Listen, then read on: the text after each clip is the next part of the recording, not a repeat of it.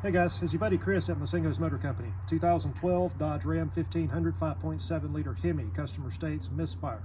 We checked the ignition coil, spark plugs, and fuel injectors, did not find a problem. So we went ahead and pulled the valve covers and checked the travel of the rocker arms, and that's when we found that one of them wasn't traveling quite as far as it should.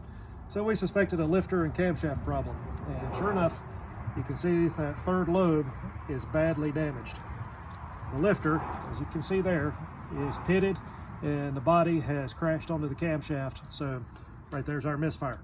Fix will be to put a factory issue camshaft back in it along with the lifters. Ordinarily I would delete the MDS, the multi-displacement system on this engine, but the customer wants to retain the factory setup, so that's what we're going to do.